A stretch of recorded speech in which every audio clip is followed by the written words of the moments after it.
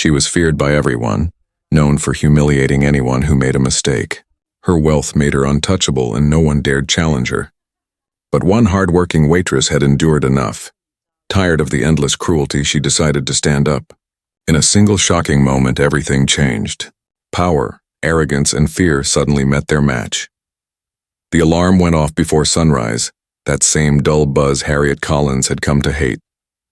She blinked awake, her small bedroom still dark except for the thin light coming through the window. The air felt heavy with exhaustion.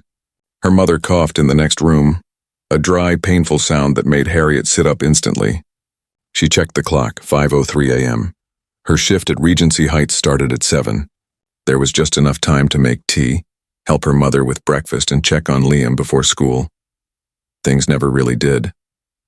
Between 3 jobs, hospital visits, and Liam's tuition, her life was a routine of survival. Every bill that arrived felt like another weight pressing on her chest. But she couldn't afford to stop, not now. She tucked a few loose strands of hair behind her ear, tied the rest into a ponytail, and slipped into her black waitress uniform. It was freshly ironed but frayed at the edges. She checked her reflection in the mirror, took a deep breath, and whispered, "You can do this." The city was just waking up when she caught the bus to the hotel district. Regency Heights stood taller than most, with its golden logo and revolving doors that whispered wealth. Inside, chandeliers sparkled like captured stars and polished marble floors reflected every light. Guests spoke softly in the lobby, their voices low and elegant, their watches gleaming like statements. Harriet adjusted her apron and stepped behind the hostess podium. The smell of coffee and buttered bread filled the air, warm but somehow suffocating. Every Friday was the same. Long hours, tight smiles, and the constant fear of doing something wrong. The restaurant's manager, Mr. Langley, walked by with his usual nervous energy, his tie slightly crooked, eyes darting toward the entrance as if expecting trouble. Trouble at Regency Heights usually had a name. Arabella St. Clair. Harriet had heard her name whispered like a warning since her first week there. A woman with money, influence, and the kind of confidence that made others shrink. She wasn't just a regular guest. She was the kind who made people tremble. When Arabella entered, even the chandeliers seemed to stand straighter. Harriet caught sight of Sophie at the far end of the dining hall, balancing a tray of soup. Sophie was only 20, new to the job, with eyes that always seemed to search for approval. Harriet liked her. She reminded her of herself a few years ago. Still hopeful, still believing kindness could fix things. Sophie looked nervous today, and Harriet's stomach tightened as she realized why. Arabella St. Clair had just arrived.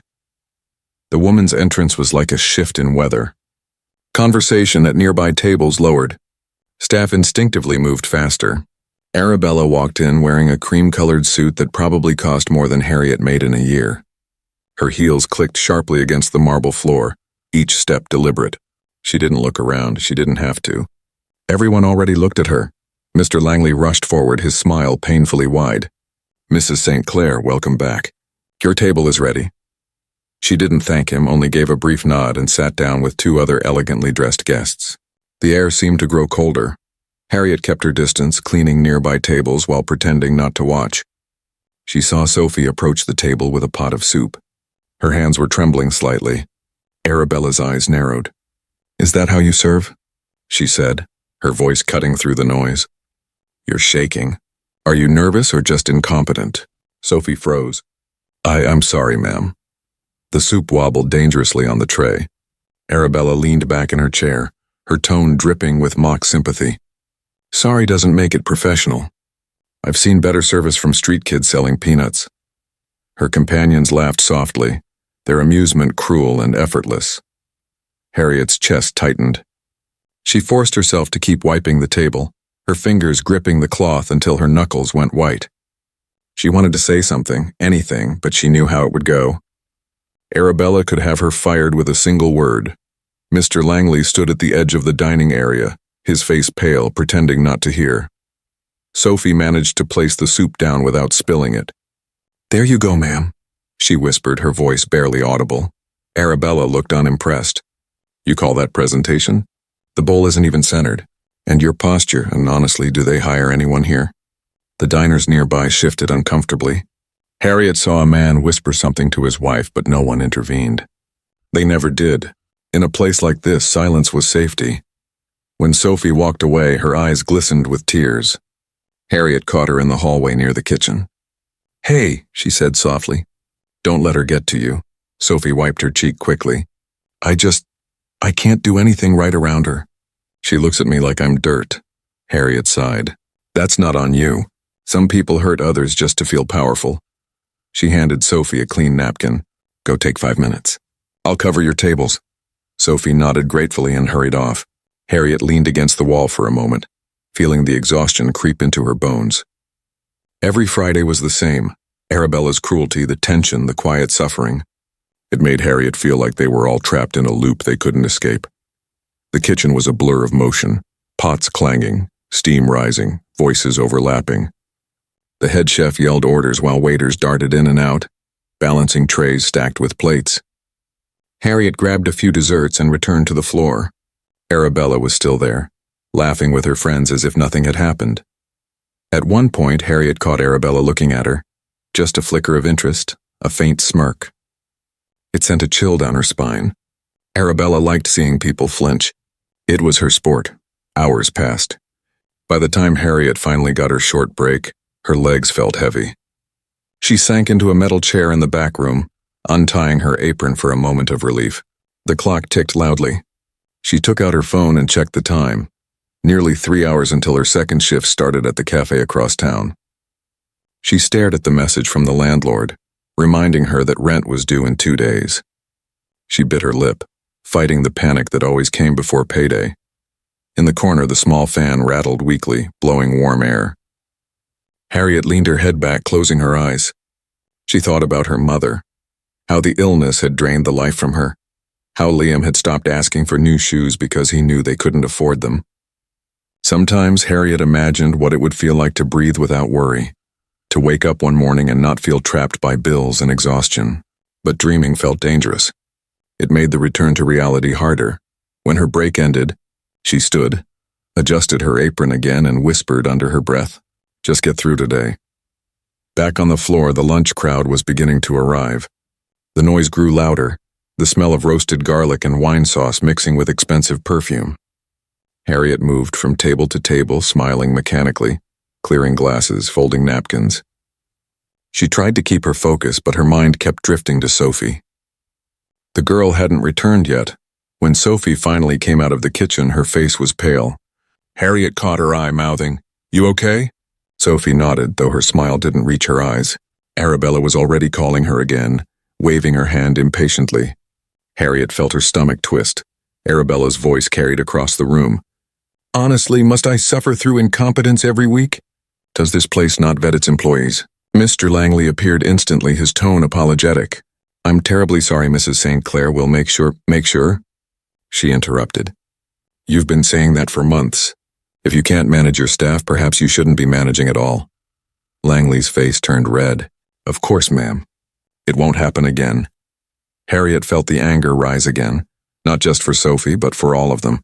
The way Arabella made them feel small, as if their humanity was disposable.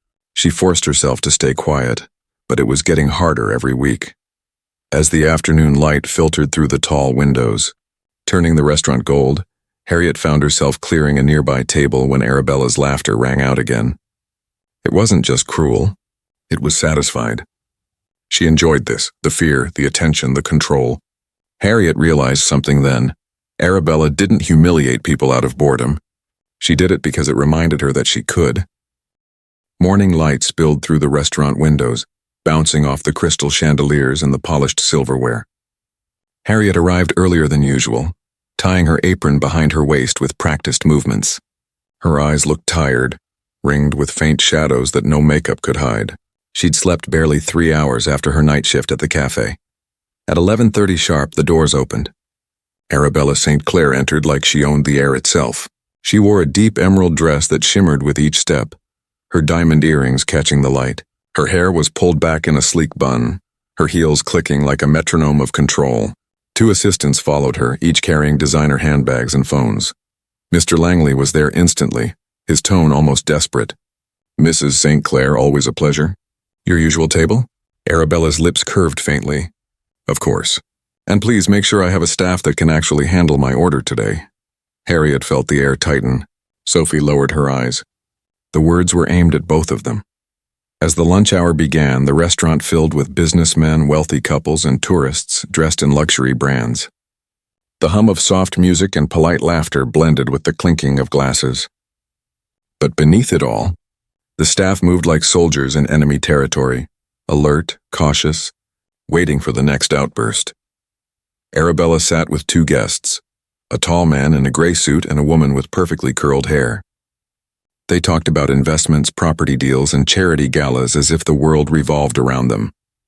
Harriet kept her distance, serving nearby tables, but she could feel Arabella's gaze following her, sharp and deliberate. After an hour, it came. Arabella leaned back in her chair, her voice rising slightly. "You there," she called out, eyes locked on Harriet. "Yes, you. The one pretending not to hear me." Harriet turned, keeping her tone professional. "Yes, ma'am." Arabella smiled, a slow, predatory smile. "Ah, the little worker bee. You're here every day, aren't you? Tell me, how's your family doing? Still barely scraping by?" The words hit like a slap. The nearby diners went quiet. Harriet's throat tightened, but she forced a polite smile. "They're doing fine, thank you." Arabella tilted her head, pretending to look concerned. "Really, that's good. I always admire people who persevere despite their circumstances." She paused, her voice dropping just enough for the nearby tables to hear. "It must be exhausting, though, serving people who'll never know what it's like to worry about rent." Laughter rippled faintly from her table. Harriet's stomach twisted. She could feel the other staff looking at her, some in sympathy, others in fear. Sophie was frozen by the service counter, eyes wide, silently begging Harriet not to react. Harriet simply nodded. "If you need anything else, ma'am, please let me know." Arabella leaned forward slightly. "What I need is competence, and maybe a reminder of why some people should know their place." Harriet walked away before her voice could betray her. She felt her pulse pounding in her neck, her jaw clenched so tight it hurt. In the kitchen, she gripped the edge of the counter until her hands ached. The other waitresses glanced at her nervously. Mr. Langley appeared beside her. "Harriet," he whispered, "and please, don't react. You know how she is. Just keep your head down, all right?" She looked at him. "You mean let her treat us like garbage and pretend it's fine?" He swallowed hard. "It's not fine, but it's safer." Harriet shook her head and went back out. Her hands were still trembling, but her face showed nothing. Years of hardship had taught her to hide emotion behind composure. But inside, something was beginning to fracture. When Harriet returned to the floor, Arabella's table was surrounded by quiet tension. Her friends were talking, but Arabella herself seemed distracted. Her eyes followed Harriet as she served nearby guests, and finally she made her move. "Waitress," she called. Harriet turned and said, "Just a minute, ma'am." After serving other tables, she walking toward her. "Yes, ma'am." Arabella suddenly grabbed her wrist. Her grip was sharp, unyielding. "Don't ignore me," she hissed. "I've seen your life, your failures." "I don't think I haven't." The touch made Harriet freeze. Every instinct screamed to pull away. Harriet's hands trembled as she set down the tray she was carrying. The entire room seemed to narrow until it was just her and Arabella. Her voice came out low, steady, trembling with restrained fury. "You've said enough, ma'am." Arabella blinked, surprised by the tone. "Excuse me?" Harriet took a step forward, her voice louder now. "You've hurt enough people for one day. For many days," a few diners whispered. Mr. Langley froze, his mouth open but no words coming out. Arabella smirked. "Oh, look." The waitress found her courage. "How adorable." Harriet took a slow step forward. "I'm done," she said quietly, voice shaking but firm. Arabella let out a sharp laugh. "You're done?" "Oh, sweetheart, you don't get to decide that. You'll serve when I tell you to." Harriet's pulse raced. The years of swallowing pain, of working double shifts, of watching her mother cry quietly in her room. All of it surged through her veins. The restaurant faded away until it was just the two of them. Arabella leaned closer, her tone dripping venom. "What, are you going to cry now?" "Go on, poor little waitress." The sound that followed silenced the room. The slap came fast, sharp, echoing through the restaurant like a shot. Arabella's head snapped to the side, a gasp tore through the crowd, and every conversation in the room froze mid-sentence. Wine trembled in glasses. Someone dropped a fork. Harriet stood motionless, her hand still raised slightly, breathing hard. The mark of her palm reddened across Arabella's cheek, a symbol of everything Harriet had held back for far too long. Arabella blinked in shock, her mouth opening, but no words forming. Her friends stared, horrified, as though they'd just witnessed the impossible, the untouchable woman being brought down in front of everyone. Then Arabella screamed, "You, how dare you? Do you know who I am?" The tension exploded. Mr. Langley came running from across the room, his face pale. "Harriet, what have you—" "Arabella, please calm down. Call the police," Arabella shouted, pointing at Harriet with shaking hands. "Arrest her. She assaulted me. She's finished." Harriet didn't move. Her breathing was uneven, her eyes glistening, but her voice came out steady. "No," she said. "You've humiliated enough people for one lifetime." Diners whispered, phones appeared in trembling hands, recording every second. Sophie stood near the kitchen door, frozen in disbelief, tears streaking her face. Not from fear this time, but from something closer to relief. Someone had finally done what they all wanted to. Within minutes, sirens flashed outside. The heavy doors opened and 2 police officers walked in, the sound of their radios breaking the silence. Arabella rushed to them first, clutching her cheek dramatically. "Arrest her. That girl assaulted me in front of everyone. I want her fired and charged immediately."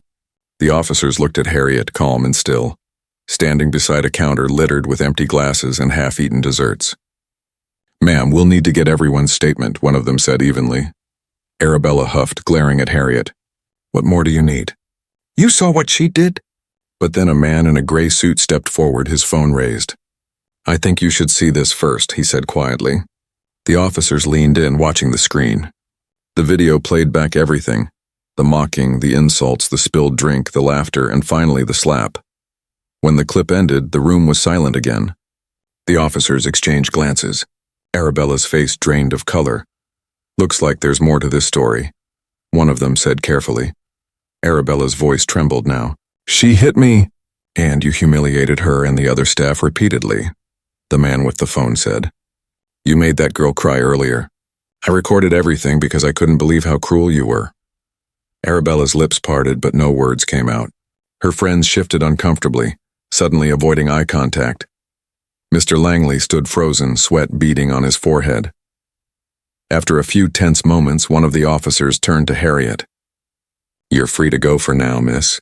We'll review the footage, but from what we've seen, this looks like self-defense against ongoing harassment." Arabella gasped. "What? You can't be serious." The officer's tone stayed calm. "Ma'am, you may want to contact your lawyer before making further statements. There are multiple witnesses here." Harriet's chest rose and fell, her eyes wet but fierce. She took off her apron and set it on the counter, folding it carefully as though closing a chapter. Without a word, she walked toward the door. The staff watched her, awe in their eyes. Sophie whispered softly, "Thank you." Outside, the night air was cold and clean. Harriet leaned against the wall, breathing deeply. For the first time in years, her body felt light, as though the weight she'd carried had finally fallen away. By morning, the video was everywhere. It spread across social media. "Waitress stands up to cruel millionaire." Thousands of comments poured in. Some condemned violence, but most praised her courage. People who had worked for Arabella before shared stories of their own. The truth was finally out. The restaurant became the center of a public storm. Reporters camped outside. Mr. Langley resigned within days, and the owner issued a public apology to the staff. Harriet refused interviews. She didn't want fame, only peace. She found another job a week later at a smaller cafe downtown. It wasn't fancy, but it was kind. Customers smiled. Co-workers helped each other. Every night she went home, tired but content, knowing she didn't have to endure cruelty anymore. Arabella, meanwhile, watched her empire begin to crack. Business partners distanced themselves. Her daughter stopped speaking to her, unable to ignore the viral footage. Alone in her penthouse, surrounded by silence and glass, Arabella stared at her reflection and barely recognized the woman looking back. Beatrice, her oldest friend, visited one evening. "You can't keep pretending you're the victim," she said firmly. "You've been angry for too long, Arabella. You let that anger control you." Arabella's hands trembled as she poured herself a drink. "You think I don't know that?" she whispered. You think I don't hate what I've become? She sat by the window, the city lights flickering against her tears. Her husband's betrayal years ago had hardened her, turned pain into cruelty. She had convinced herself that control was strength, that wealth made her untouchable. But now, stripped of both pride and respect, she realized how hollow it all was. That night she opened her phone and typed a message, then deleted it. Typed again, deleted again. Finally she wrote slowly, her fingers shaking. Harriet, I want to sincerely apologize. I was cruel, unfair, and I used my power to hurt you and others. I can't undo what I did, but I'm getting help.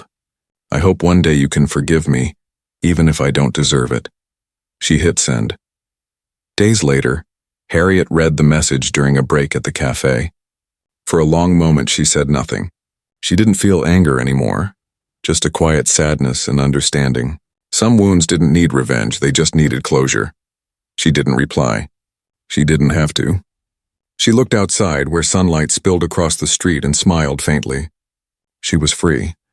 The world had changed for both of them that night, but only one had truly found peace.